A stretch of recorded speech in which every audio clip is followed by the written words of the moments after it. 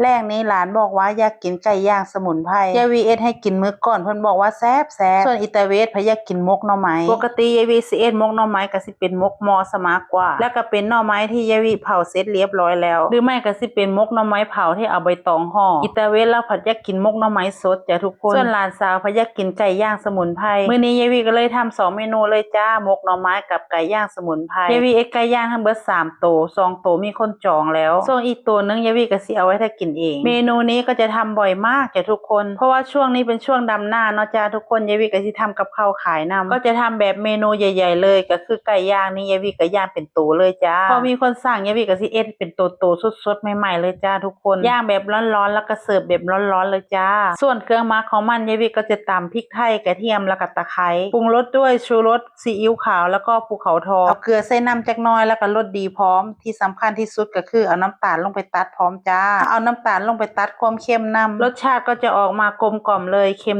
นิดๆแล้วก็นัวหน่อยๆอันนี้มันเป็นไก่เนื้ออ่อนไก่ซีพีเนาะเฮาก็เลยต้องหมักให้มันนัวลึกแน่จักหน่อยเพราะว่าเนื้อของเธอมันหลายเฮาก็เลยต้องหมักให้มันนัวๆแน่จักหน่อยส่วนเมนูหมกหน่อไม้ยายปุ้งปิ้งเขามาช่วยห่อสุดฝีมือเลยจ้าวันนี้หมกหน่อไม้ฝีมือยายปุ้งปิ้งกับเจดาส่วนหมกหน่อไม้ของยายวีก็เอาหน่อไม้ไปต้มสบายยะนางซะก่อนเสร็จแล้วก็เอามาตำจ้ะทุกคนตำใส่เครื่อง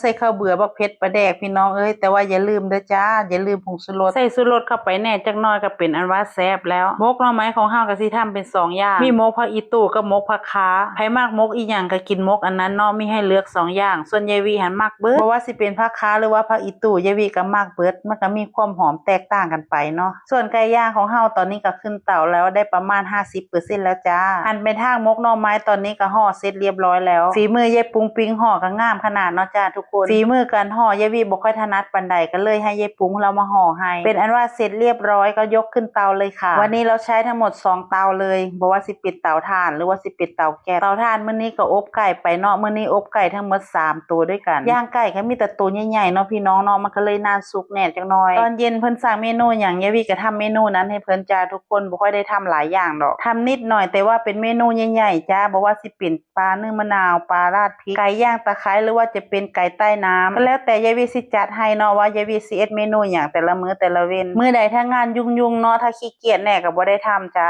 ห่อหมกหน่อไม้ของเราเป็นอันว่าเสร็จเรียบร้อยแล้วจ้าทุกคนสุกเรียบร้อยแล้วมาจ้าทุกคนมาลุ้นนำกันว่าหน้าตาของมันสิออกมาเป็นลักษณะใดหมกหน่อไม้สดเมนูนี้ยายวีบ่ค่อยได้เอ็ดปานใดส่วนหลายก็สิหมกแต่หน่อไม้เผาเนาะจ้าทุกคนพุ่นน่ะ